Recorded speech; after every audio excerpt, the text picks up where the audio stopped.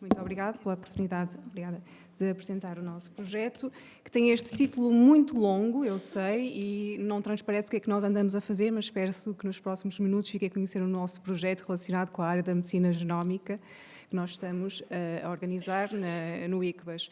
É interessante que eu todos os anos pergunto aos estudantes porque é que escolheram fazer a nossa opcional, porque eles estão sempre a queixar-se que o ICBAS já tem demasiada genética e vão escolher uma disciplina que é genómica na medicina.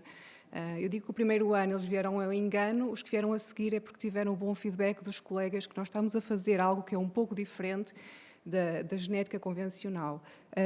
Nós tentamos focar-nos na medicina genómica e vou-vos tentar convencer porque é que achamos que é importante, porque é que existe uma opcional nesta área da medicina genómica, porque estamos num contexto muito particular hoje em dia nesta área da medicina genómica.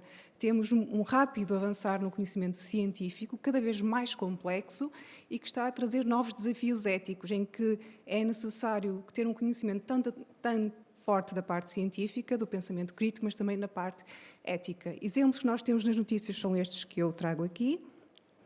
Por exemplo, de investigadores que estão a propor vender embriões que nós conseguimos calcular o coeficiente de inteligência.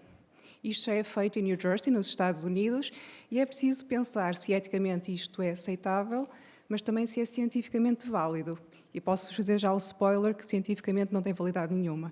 Mas quem escreve estas notícias pode não estar a transmitir isso às nossas audiências e é preciso que nossos estudantes estejam preparados para lidar com esta realidade.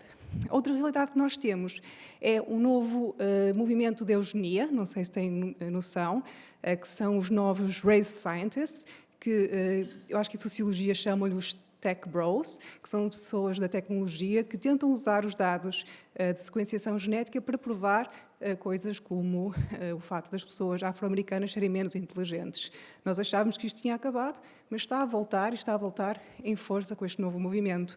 Então nós temos de preparar os nossos estudantes para perceber tanto os desafios éticos, mas também os desafios científicos de todas estas notícias que estão a acontecer.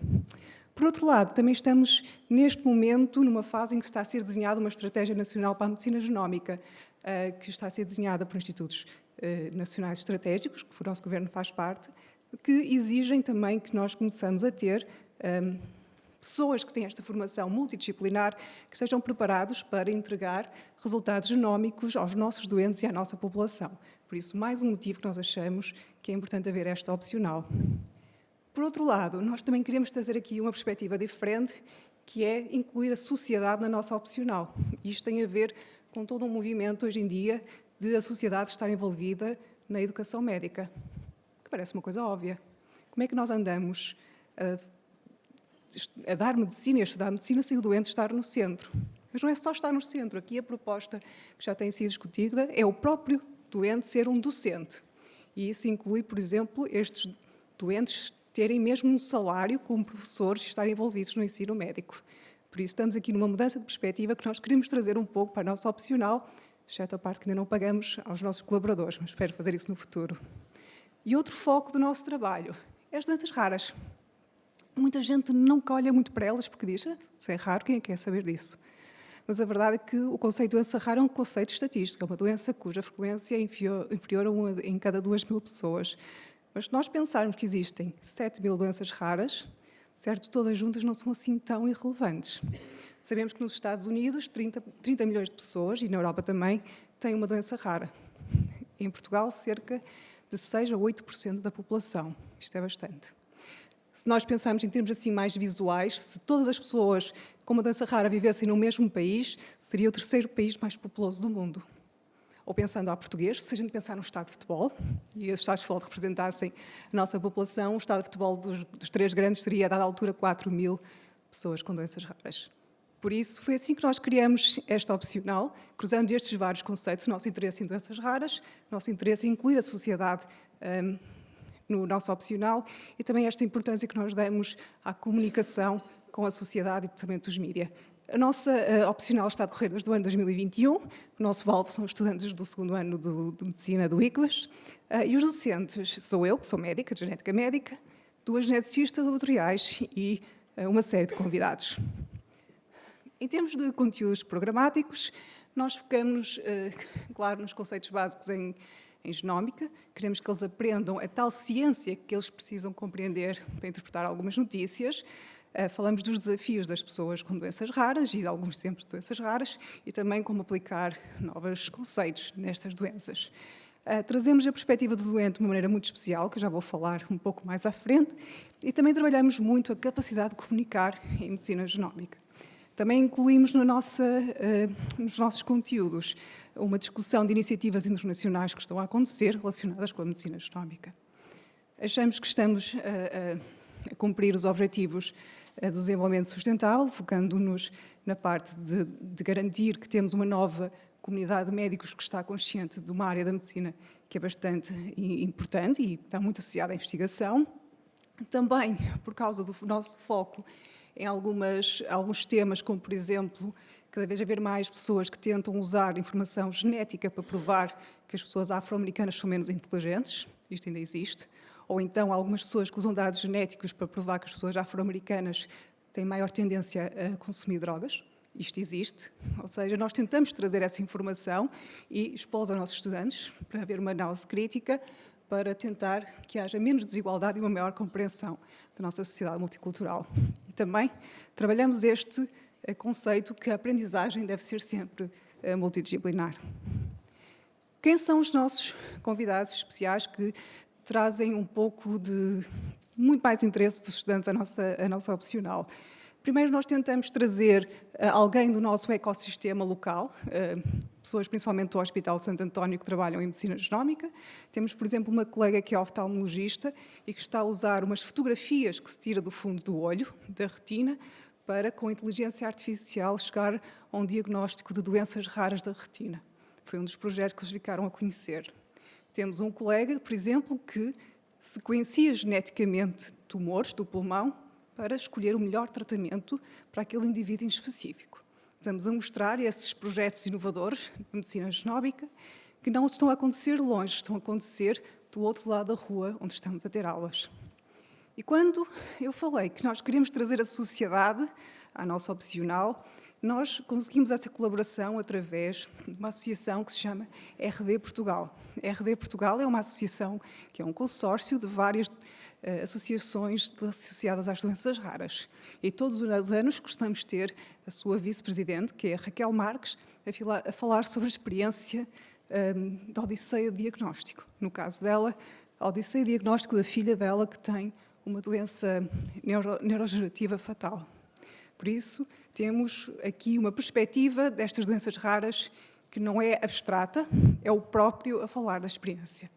E posso dizer que tem sido uma aula que tem tido um grande impacto nos nossos estudantes e às vezes nós temos dificuldades em pô-los a estudar ciências básicas e a importância de estudar algumas moléculas, mas quando eles conhecem as histórias, acho que muda um pouco a perspectiva da importância destas áreas. Depois, também estamos muito interessados na parte da comunicação, principalmente com os mídia. Então, todos os anos temos uma aula sobre como falar com os mídia, principalmente esta parte da medicina genómica. E temos a sorte, todos os anos, poder contar com uma colaboradora, que é a doutora Rita Araújo, que é das poucas investigadoras de jornalismo em saúde em Portugal. Pelo menos a 100%, acho que é ela e mais outra. Não é uma área que se encontre muitos profissionais. Então, ela vem explicar-lhes coisas simples, como, por exemplo, não usar roupa verde na televisão. Acho que quem já foi à TV já lhes explicaram isso, e não usar listas. Mas também diz como falar com a população geral sem causar alarme e dá assim, vários truques para eles melhorarem a sua capacidade de comunicação. Outra coisa que nós fazemos, e tem sido uma das áreas que os estudantes mais destacam nesta opcional, é o tipo de avaliação. Nós sabemos que muitas vezes nós usamos a avaliação também para dirigir o estudo dos estudantes. E aqui nós fazemos uma avaliação que é focada na comunicação na medicina genómica. Para começar, a avaliação é o contrário do que eu estou a fazer aqui. A avaliação é em Shock Talk. Não há slides. O que é espetacular, na altura em que temos tantos Large Language Models, em que temos de inteligência artificial por todo o lado, obrigá-los a voltar atrás, e aí são eles, a sua capacidade de comunicação e um quadro, é só isso que eles podem usar.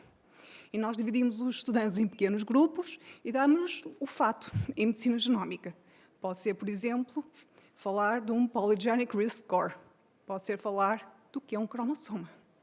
Então, depois, eles têm de explicar o mesmo facto a 3 audiências diferentes. A primeira audiência é uma família, que tem cerca do 9º ano de escolaridade. Eu escolhi que eles são de Penafiel, porque é uma área aqui na nossa volta que tem muita gente, e é uma família que apenas tem acesso à informação através do telemóvel. Depois eles têm uma segunda audiência, que é uma associação de doentes, de pessoas com formação em economia, tem uma formação superior, e é uma associação que quer criar uma associação de doentes relacionada com o tema. Depois temos o terceiro grupo, a terceira audiência, que são um jornalista, em que eles têm de explicar um fato a um jornalista que é de um jornal online e que é generalista e que não tem qualquer noção dos termos que se está a falar. Esta avaliação é feita por nós, docentes, que estamos a rever muito mais a parte científica e técnica dos termos que estão a falar, mas temos a sorte de também ter todos os anos a professora Rita Araújo, que vem avaliar também esta parte, a capacidade de comunicação dos estudantes, e tem sido muito especial e único para eles ter alguém tão profissional em comunicação a dar-lhes feedback de algumas coisas que eles fazem. A avaliação do que estamos a avaliar nos estudantes é, acima de tudo, a adequação a estes 3 diferentes públicos, porque eles têm 5 minutos para cada público. Então, o mesmo facto é explicado 3 vezes e eles têm de conseguir adaptar às diferentes audiências. E também estamos, claro, a avaliar a qualidade científica do que fazem. Em termos dos inquéritos pedagógicos, temos tido um bom feedback, principalmente desta parte da avaliação e também dos nossos convidados. As partes menos positivas são coisas práticas, como a localização das aulas, que estava num edifício e mudamos para outro, e também o agendamento, porque todos nós fazemos avaliação no final do semestre, então eles no final do semestre são sempre muito ocupados. Em termos de outcomes desta nossa opcional, tivemos alguns. Um deles foi, por exemplo, este artigo, que foi um artigo de opinião que eu escrevi, mas que foi baseado muito nas conversas que eu fui tendo com os estudantes ao longo desta experiência, desta área curricular. Porque isto foi muito em consequência de haver artigos a dizer que havia um gene gay, ou então que as pessoas afro-americanas estavam geneticamente predispostas a apreciar rabos grandes. Isto saiu a algures. Então foi interessante porque um dos estudantes resumiu o que está acontecendo de maneira interessante. Ele disse: os dados são o que são, mas as pessoas vão sempre usá-los para apoiar o que elas já acreditam. E eu acho que mostrou um nível de maturidade fantástico dos estudantes ao longo destas aulas. Outro grande outcome da nossa opcional foi a criação de um ambiente bastante colaborativo com a Associação de Doenças Raras, que é a RD Portugal. Tivemos uma estudante que decidiu, sem nós pedirmos, fazer um vídeo, que depois foi usado para a reunião anual deste grupo, e esta ligação que nós formamos com a RD Portugal inspirou-os a eles próprios a repetirem a experiência em diferentes hospitais. E neste momento eles têm um roadshow em que os próprios doentes oferecem-se para ir aos hospitais falar um pouco da experiência de doenças raras. Por isso tem sido uma grande aventura nos últimos anos e é um grande prazer partilhar com vocês a nossa experiência a divulgar a medicina genómica. E é tudo.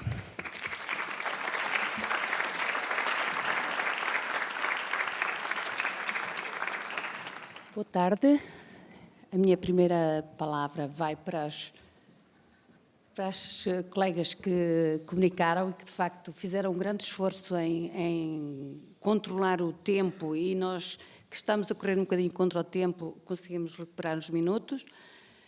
Somos, obviamente, apologistas do debate e é tempo de alargar a reflexão aos colegas que estão desse lado, mas porque temos de continuar a correr contra o tempo, vamos controlar um bocadinho aqui as intervenções.